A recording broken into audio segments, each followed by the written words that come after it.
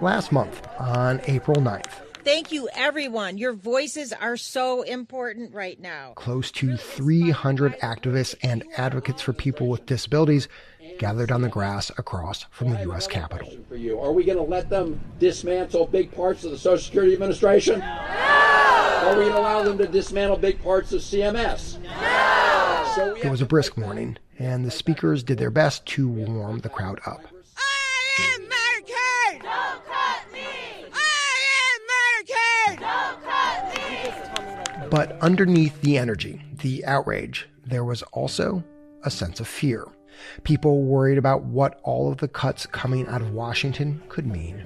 I wouldn't be able to get to and from work. Some people wouldn't be able to get out of their house, and some people would die. Without Medicaid, I'd have to live in a nursing home. 15 million people with disabilities rely on the public insurance program, Medicaid. And while the future of that program is currently up in the air, other programs have already been whacked.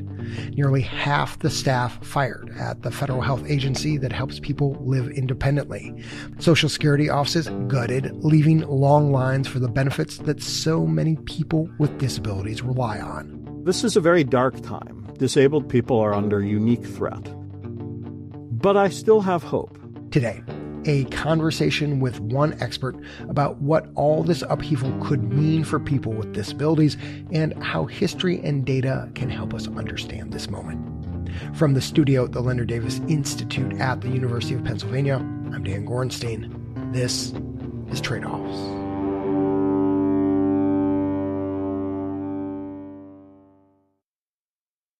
Some 70 million people in the U.S. report having a disability. Their conditions are incredibly diverse. And my guest today, Harvard researcher Ari Ne'eman, does not claim to speak on their behalf. No one person ever could. But he does have a unique set of experiences to offer. In addition to being a health policy expert and a former appointee to the National Council on Disability, he's also autistic and spent many years as a disability rights advocate. Here's our conversation. So look, Ari, let's get right into this.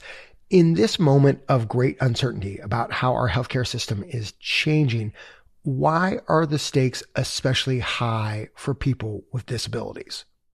So, disabled Americans really have a uniquely challenging position in that disabled people are very frequently devalued and dehumanized by the healthcare system, but at the same time have a tremendous need for healthcare. Some of it is the same kind of medical care that people are very familiar with, things like prescription drugs or doctor's visits. But there are also, I would say, unique needs. Ultimately, what we're talking about here is the person who helps you use the bathroom, the person who helps you find and keep a job. These are often very intimate and very personal kinds of support, without which people would not be able to live. And it strikes me from the reporting I've done that living life on your own terms, which is what everybody wants, is more challenging. It's more difficult for lots of people who have disabilities, and that requires more support. Is that right? It is. It is. Ultimately, for many people with disabilities to survive and thrive on their own terms, there is a need for some very costly ongoing assistance. For people with developmental disabilities, things like Down syndrome, autism, cerebral palsy, spina bifida, and so on, it's common for home and community-based services to cost $40,000 or $50,000 a year. And so having a service system that is adequately financed and that is responsive to people's desires about how they want to live their own life is absolutely crucial. That service system, as you call it, Ari, is taking some real hits in Washington right now, as you know. But I'm wondering how unprecedented this moment really is. Has the disability community faced potential cuts this sweeping before? I would say the most notable comparison comes in the early 1980s, when the Reagan administration first came in. The disability community had just won major civil rights victories. 35 million handicapped Americans won a big victory today. We showed strength and courage and power and commitment. The first nationwide civil rights law that protects disabled people against discrimination. From now on, every school or hospital or college which gets money from the Department of Health, Education, and Welfare will have to provide full facilities for the handicapped. As well as the federal law that guarantees children with disabilities the right to attend public school and provide supports and services. We the hidden, supposedly the frail and the weak, that we could wage a struggle at the highest level of government and win. Unfortunately, the Reagan administration moved quickly to try and roll back both of those key protections. The task force listed 27 existing regulations it wants to open up for review and possible change. Some examples: education of handicapped children. Spoiler alert here, they did not succeed. Ari, I know you know that because you are writing a book about this era.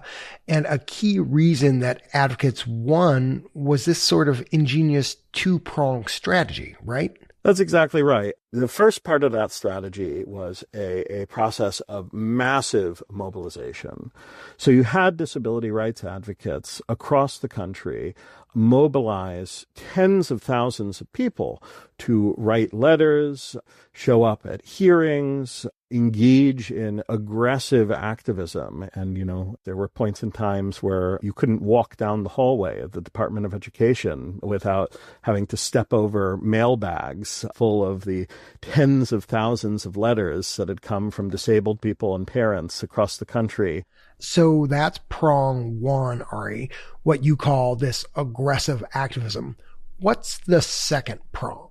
So at the same time, you also had this really interesting insider strategy in which a number of key disability rights advocates sought to reframe long-standing disability rights priorities in terms capable of appealing across the political spectrum. So, for example, you saw an ongoing effort to activate many socially conservative parents who saw support for keeping disabled children in their family homes as a reflection of family values. There's this fantastic quote I came across in my book research talking to someone who was very active on the Hill in the 1980s, where he said, "When I saw the Republican women in their Halston suits show up to lobby against the rollback of special education rights, I knew this was over." What do you love about that quote? Well, I think it communicates that disability really is, in many respects, something that resonates across the whole of society. And so when you're facing down a conservative administration, one of the key things you have to do is show them that's going to hurt them with people who voted for them as well as people who voted against them. And I think the disability community is really uniquely well positioned to do that.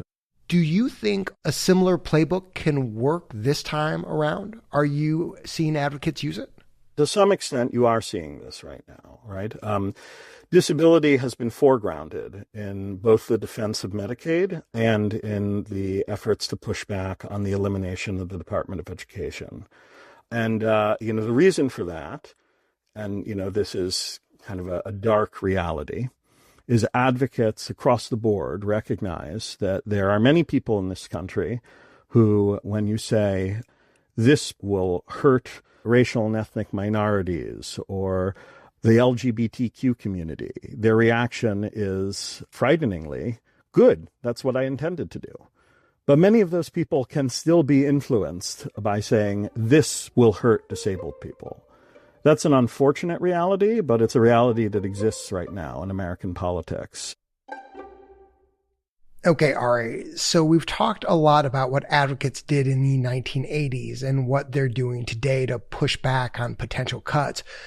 But I'm wondering, as a researcher, how do you plan to track these cuts? Like, what's the data? What's the evidence that you're going to be watching for to see the effects of these policy choices on human beings? So the number one thing that I think the whole disability community is deeply concerned about is the possibility of major rollbacks to what we call home and community-based services. These services are the supports that help disabled people and older adults remain in their homes and communities instead of having to go into a nursing home or other institution in order to get help getting out of bed in the morning, getting dressed, using the bathroom. If we do see a major pullback in federal Medicaid funding, it's quite likely that community-based supports are going to be first on the chopping block. Got it. And so specifically, Ari, what will you be looking for here? How will you know that these cuts to services are disrupting people's day-to-day lives? Okay, there are three things that I'm worried are going to happen as a result of cuts to community services. Number one, I'm worried that disabled people are going to end up forced into nursing homes and institutions. Number two, family members, in particular women, they're going to be more likely to fall out of the labor force in order to provide uncompensated care because paid help has been withdrawn. And then number three, I think we are likely to see a lot more unmet healthcare needs. There's a very strong literature showing that home and community-based services means people are less likely to end up in the emergency department because of those unmet care needs. So those are really the three dimensions this is likely to impact. I want to note here that back in April, when we talked with folks at the rally at the Capitol, cuts to these home and community services came up more than any other topic. As we head to the break, here's what one rallygoer with cerebral palsy told us these services mean to her. It enables the transportation that takes me to my university classes. It enables the transportation that I use to go out with my friends and my nephew's hockey games. Sorry, it's pretty emotional. And my mom has just had her own set of surgeries. For many years, she was the caregiver for me that did the daily showers and the lifting. And now, I don't know if my caregiver is going to be able to come each day. It literally affects every aspect of life. That was Samantha Laidman, who traveled more than 1,000 miles from Edina, Minnesota to share her story. When we come back, more with Ari, why he's worried about the loss of a little-known office inside of HHS, and what's giving him hope.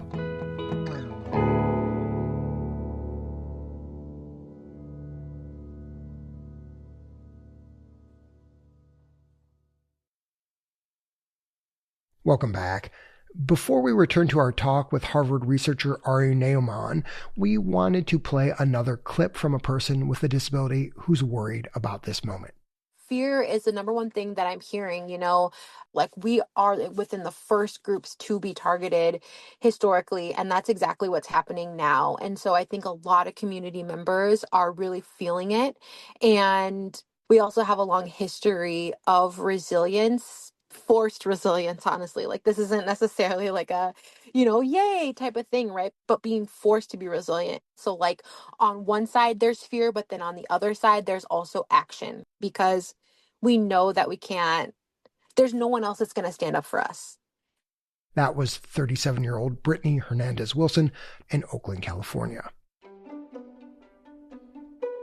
So Ari, people with disabilities are not only a vulnerable population, but also an incredibly diverse one. And it seems to me that makes uniting in this moment both challenging and crucial. Yeah, if you look at the broad arc of disability history, it's an arc that shows very different groups of people coming together into this broader coalition. So the Americans with Disabilities Act, home and community-based services, a whole host of other disability rights priorities, they only exist because people with developmental disabilities, people with physical disabilities, blind people, deaf people, people with mental illness, many, many other categories decided, well, we have to all hang together or we'll surely hang separately. The word disability is as much a coalition as the word people of color or LGBTQ. It's an ad hoc political coalition of very different groups of people who have decided that they have a common cause together of defending their rights against an often hostile majority. I'm so glad you made that point, Ari, because it's easy, I think, to forget just how diverse this group of people is. And it also provides important context for another big policy change that we're seeing in Washington. And that is cuts to all sorts of grants that fund disability research. I mean, I believe you personally just lost a grant of your own. How much harder is it going to be for researchers like you to get a full picture of how this whole group of people is doing without that research? Well, I would say the pullback is a very real concern. Ultimately, because the disability community is so broad and diverse, there's a need to study populations both together but also separately. You know, you mentioned grant we lost. We had a grant looking at how people with developmental disabilities have fared in employment outcomes over the course of the last 20 years. And one of the things that is really notable is the employment experiences of someone with an intellectual disability or someone with Down syndrome are just light years different from the employment experiences of a wheelchair user or a blind person or a deaf person. Each of these constituencies have very different experiences. They're impacted in different ways by public policy. And so the rollback in the federal commitment to disability research is a very real threat. While we're on the topic of research, Ari, I got to ask you about the recent announcement by HHS Secretary Robert F. Kennedy about autism. Doubling down on his claim that there is an autism epidemic. Kennedy called autism a, quote, preventable disease. Announced a plan to study whether environmental toxins have contributed to the rise in diagnosis. You are autistic, Ari, and you're a researcher. What did you make of that announcement? I have to be honest, I think my first thought was, oh God, not this again. You know, this is a throwback to 25 years ago. You know, over the course of many administrations, we've seen autism research focus disproportionately on questions of biology. So, for example, in 2020, this country spent $418 million on autism research. Only about 8.5% of that was spent on research on how to improve the quality of the services and supports autistic people receive. And I think it's unfortunate, not because there isn't a role for research on the causation of autism, but because there's an imbalance.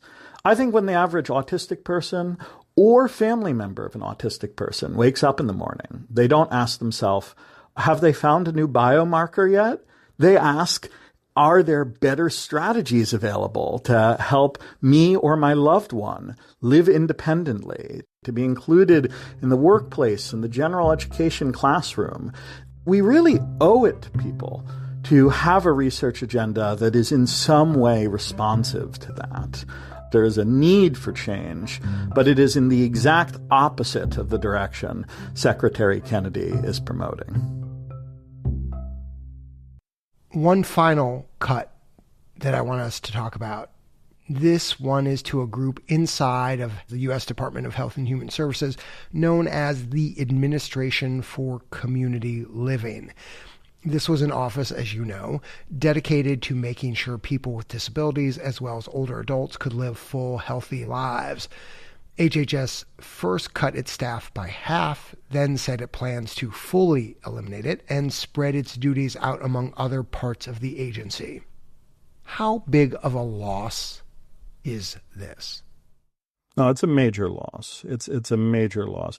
The thing that you have to understand is a huge part of the value of agencies like the Administration for Community Living is having people within the federal government whose primary responsibility is defending the rights of disabled people and providing a lens as to how disabled people and older adults will be impacted by public policy, regardless of where it's coming from. So, even if you retain all of the individual pieces of the Administration for Community Living elsewhere within the government, you lose that broader cohesive picture, and you lose having people whose primary responsibility is to be in the room saying, this is how these policies will impact people with disabilities. Last question, Ari, and I'd like to go back to history.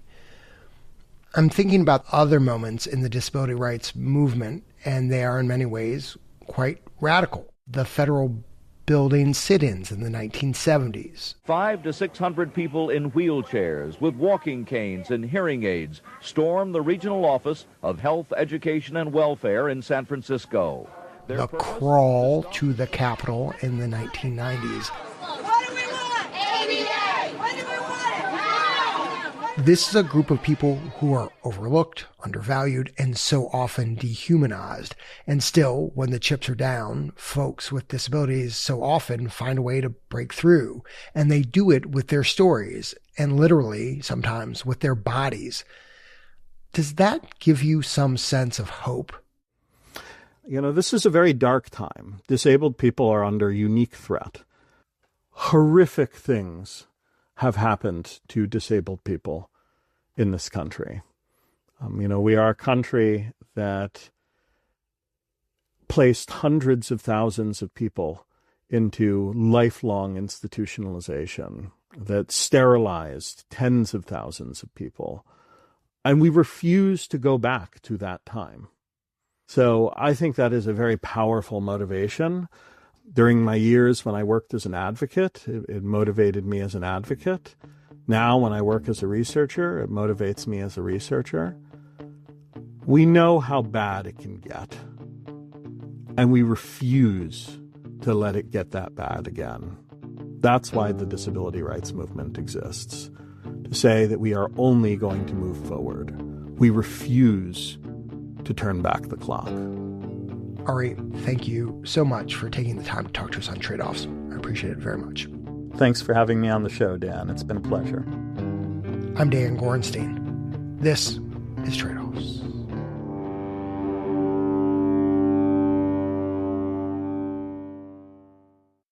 Measles is making a comeback.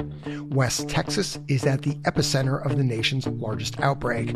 The fight to contain the virus in Texas has become a flashpoint for public health officials under the Trump administration. I've been in my role for about 10 years, but this has definitely been 3 of the most challenging months that I've faced in my career. The view from one epidemiologist at the center of the outbreak and the front lines of public health. That's next time on Tradeoffs.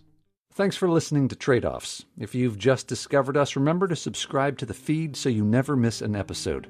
Subscribing is free and easy on whichever podcasting app you use, the NPR app, Apple Podcasts, Spotify, wherever you listen to podcasts.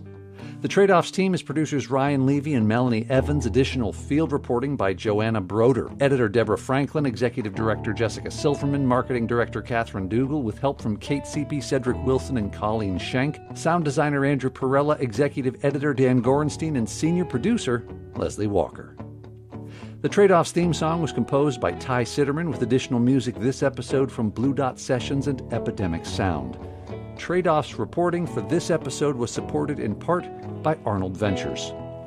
Additional thanks to Allison Barkoff, Melissa Crisp Cooper, and Brittany Hernandez Wilson. Thanks also to all our listeners who helped to support our work, including Kelly Hunker, Joshua Rabinowitz, Ajay Shishadri, and Lisa Fitzpatrick.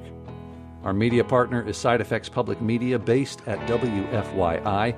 Tradeoffs is supported by the Robert Wood Johnson Foundation, Arnold Ventures, the Gordon and Betty Moore Foundation, the Sozoze Foundation, Just Trust, West Health, the California Healthcare Foundation, the Foundation for Opioid Response Efforts, and the Leonard Davis Institute at the University of Pennsylvania. Our financial supporters are not involved in any decisions about our journalism. The views expressed in this episode are those of the individuals and not those of Tradeoffs staff, advisors, or funders.